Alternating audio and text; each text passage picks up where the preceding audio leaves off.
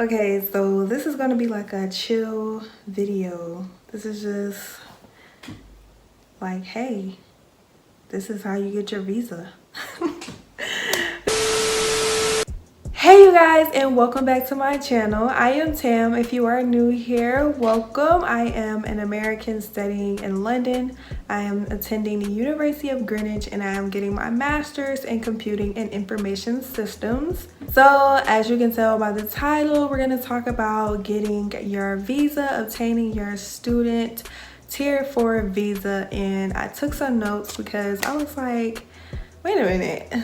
What were the steps I took to get my visa? I applied for my visa December of 2020.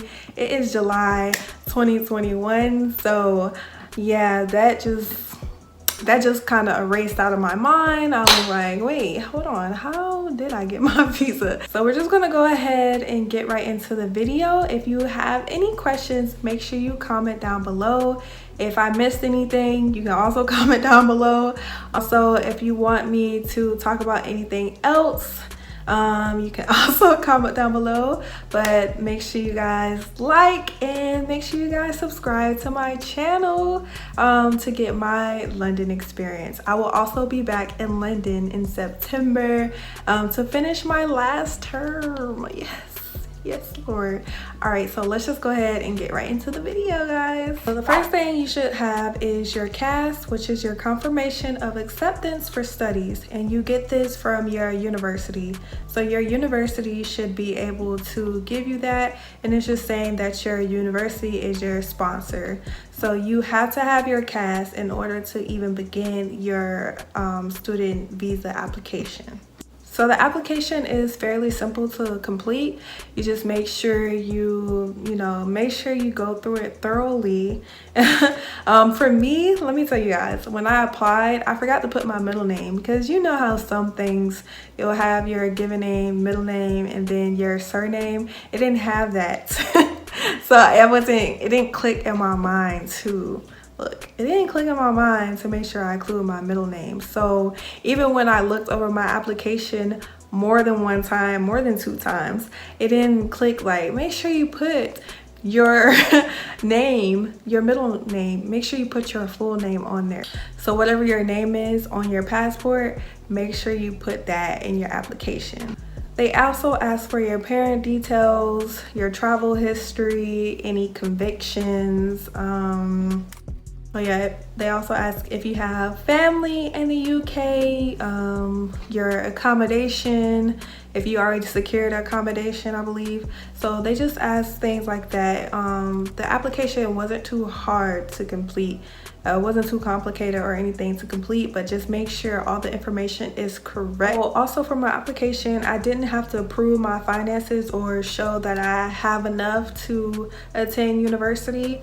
I did that with my CAS. Like, I had to show that I'm going to use financial aid in order to get my CAS, but on the actual visa application, I did not have to show that I'm going to be using financial aid. And it also lists a bunch of countries that do not have to prove that they have enough funds to attend university in the UK. So let's talk about the money. So applying for my application, I paid $483, and that was just for the application. You also, before you can even submit your application, you also have to pay for your NHS fees. And for me, one second, I paid $967 for my NHS fees. When I was writing this down and looking back, like, hold on, how much did I pay? I was like, $900. I was like, $900. It's for the year. But I was like, dang, I really paid $967. And I'm like, hold on, wait, was that for the application together? Y'all, I was like, was that for the application together or was that separate? No, I'm pretty sure I paid $967 for the NHS separately from the application, and my heart broke over again because I'm pretty sure I was like, dang, that is a lot of money when I was applying for the application. But when I revisited the amount, I was like, Wow, you really paid $967. You really wanted to go to this school, huh? Yeah. Yeah, I was a little, I'm in my feelings again about that. But it's for the whole year. Matter of fact, I need to visit the NHS more. I used the NHS to get checked for COVID, and I had like one doctor's visit, but I was just like, you know what? I need to start using the NHS more. I need to get my money's worth. That's what I need to do, because baby. And it was for it's for the whole year, but geez. And it's cheaper than insurance here in the States, because you know we pay monthly. $967 would be what, like 3-4 months in the States. So, as a matter of fact, let me not even complain anymore, because I'm still on my parents' insurance, but I'm about to turn 26 and they're about to kick me off. But I'm over here rambling. That's neither here nor there. So once you pay your application fee and your NHS fee, it sends you the link of where you're supposed to go so you can get your biometrics. I believe it sent the website at the end, and it was the VFS Global website, and I was able to register on there so I can sign up for my biometric appointment. So let's go ahead and talk about these biometrics. So my home location would be Atlanta. You guys, I could not find an appointment in Atlanta. Like, no appointments popped up for me to register for my biometrics. I was looking for appointments for 3 days. I tried to call them. They don't even answer. You cannot just pop up to the location. They will not let you in. You have to have an appointment. So I had to travel two and a half hours away to South Carolina just to get my biometrics done. Anyways, I was able to get my biometrics, of course. But on the VFS Global website, I got the round trip with UPS, which is basically to send it to them, and also you put the UPS return label into your packaging so they can send it back. And they also mention on there that they like the padded, they want padded envelopes, so make sure you put it in a padded envelope, and UPS will have that. So I paid $75 for the return round trip labels for UPS. Yes, $75. And then I paid an extra $5 for the texting, for the text message updates, which they only let me know that they received it. And that was it. They didn't let me know that, hey, guess what? You were approved. None of that. No. All I got was, we received it, and that was it. So that was the only thing that was the only text message I had from them. So I don't know if they changed their ways, but was it worth the $5? No. Keep your $5 because they didn't give me no type of information at all. Also on the VFS Global website, I believe on the VFS Global website, they ask you if you want to have it expedited. I did not have mine expedited. I did not want to pay extra. I already paid enough with the NHS, and I already had to pay for the application fee, and I already had to pay for the round trip, and I don't even remember how much it cost for the extra, but I just knew I was tired of spending money, and I was not going to pay for it, even though it was the beginning of December. And yeah, even though it's the beginning of December, I was on a crunch. I was just like, you know, God, lead the way, because I am not about to pay extra to have it expedited. And I didn't have to, because I still received my visa in December. So it took like 2 to 3 weeks to get my visa. So I'm not going to advise you not to get the expedited service, but just for me personally, I just didn't want to get the expedited service because I did not want to pay the money. You know, I just didn't want to pay the money. I was not going to pay it. I didn't want to pay it.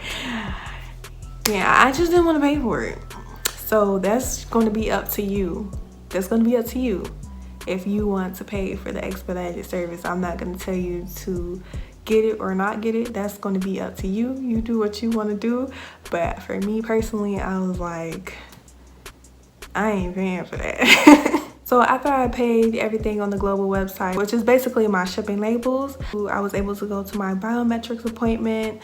For my biometrics appointment, it tells you what to bring. I just brung everything just in case, because it was a 2.5-hour drive, and imagine them telling me that I don't have the correct forms. I just brung everything, all the forms, the application, whatever the confirmation from the Global website. I brung everything just in case. Of course, I brung my passport.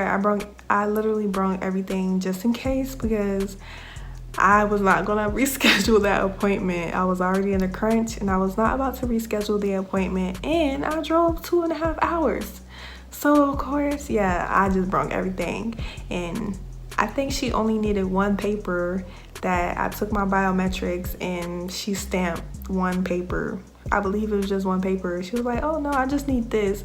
But I just brought everything just in case. So just bring everything just in case, because we don't have time. Okay. As soon as my biometrics appointment was done, I went straight to UPS, which was in South Carolina. I looked up the nearest UPS and I went straight to UPS. So the only documents that I had to include was my application, my passport, and the biometric stamp page. That was the only thing that they required of me. But for me, I made sure to include my financial aid, my confirmation for my accommodation, and I think that was it. I just made sure to include that because I'm like, I don't need y'all asking me for anything, because I just need y'all to approve my application and you have everything you need. So I just included everything because, I mean, I don't know if they looked over it, but I included it just in case. And I put it in a padded envelope because they tell you to put it in a padded envelope, which you can get from UPS. And I also included the return label, which is important to include that so they can send you your passport back. And I believe it took like 2 to 3 weeks. It was still the month of December. All I knew was my application was approved and they put the temporary visa in my passport. So also make sure you have enough pages in your passport so they can insert that temporary visa in your passport. So in the envelope, they just give you a letter, you know, saying that you were accepted, and then they let you know how you should be able to pick up your BRP card. And for me, I was just able to pick up my BRP card at my student centers. It wasn't really too bad. It's just a long process with the student visa. It's not too hard. It's not too difficult. It's just so long. Even talking about it again, it's like, woof. Oh yes, the last step is to get to your university and pick up your BRP card. Girl, my mouth dry and everything. But anyways, you guys, if you have any questions, make sure you just leave a comment down below. Let me know what other videos you want me to make.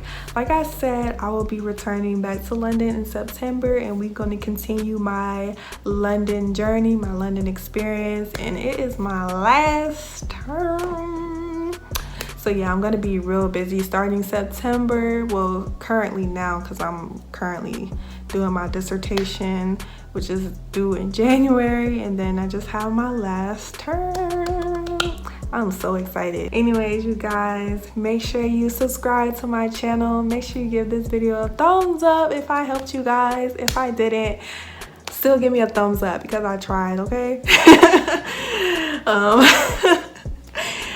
If you have any questions, leave a comment, of course, or you can DM me on Instagram. It will be linked down below, and I'll catch you guys later on the flip side. Bye.